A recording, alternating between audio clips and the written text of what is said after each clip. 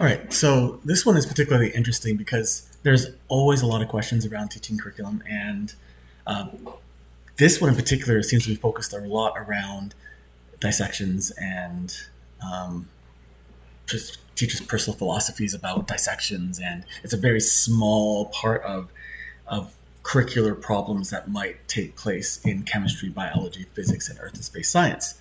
But this is a common one. So I would tell you, like the previous snippet, if you happen to listen to it, that all these conversations start around community. You're building community first. Always build community.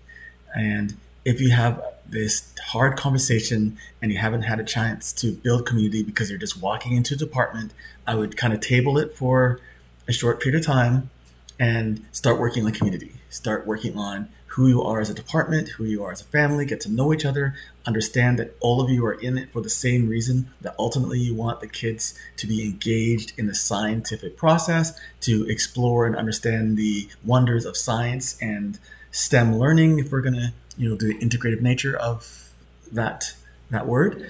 And once you've built community and you have an understanding that we're all teachers in the school for the same reason, then we come to work on these hard problems, these hard conversations.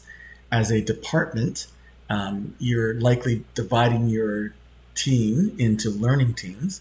You have a learning team likely for grade 9 and grade 10. I know some of the small schools, you might be the only teacher, so that might make this point moot. But for the larger schools that have multiple teachers teaching a grade, so you're going to create a learning team.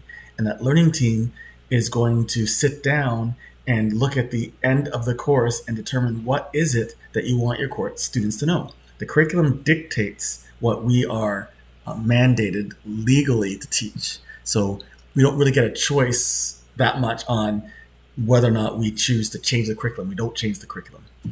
But the language of and the understanding of the word curriculum is open for interpretation. And as you do further deep research or have those philosophical conversations about curriculum, ultimately, once you get past the ministry language in those documents that they share out, we eventually end up at the teacher who's delivering the curriculum, and the teacher is curriculum.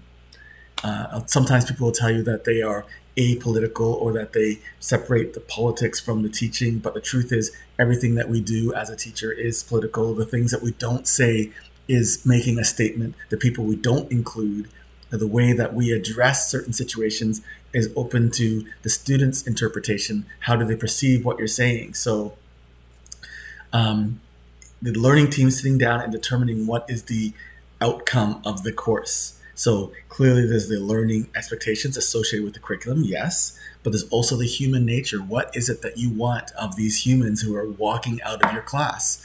I might be ableist, I guess, there, because I said walking as opposed to whatever other mode they're coming out. So please know that I'm just using it as a general term. But however the student comes out of your class, what is it that the learning team has decided is important? If it's grade 9, likely a lot of that outcome is preparing them for grade 10, in addition to loving science. If it's grade 10, then you might never see that student in science again. And so that is a conversation that hopefully the entire department has had in terms of what it is that you want your students to know and be inspired to do. If it's 11 and 12, then likely the student is preparing for a science or a science-related journey if they're taking some of the electives in the grade 11 and 12 courses. But the learning team is going to sit down and decide what is important. And if the grade 11 biology team sits down and says, well, a part of the learning experience is going to be an authentic dissection of a fetal pig or a rat or a shark or whatever it is, then that's what the learning team has decided. Everyone should be a part of that decision. And it should be a conversation. It should be maybe a hard conversation because people are going to talk about the philosophies, but then come back to it's not about you as the teacher, it's about the student and the experiences that they have. And so the group collectively is going to decide that this is the experience.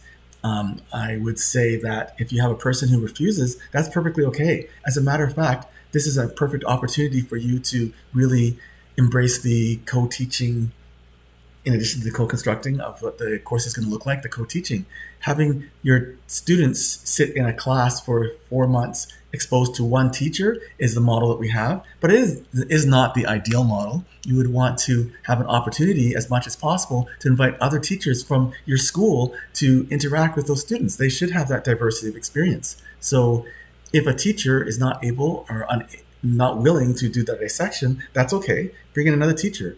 I have pregnant teachers who have many times been teaching grade 11 biology, and I've strongly encouraged them, absolutely do not do the dissection, because you just never know. You want to be safe. And in those instances, I've gone in, or a colleague's gone in, and we've worked with the class and done the dissection with the class. And so if someone is really uncomfortable, they get nauseous, that they just can't get over the smell, they're not able to disengage.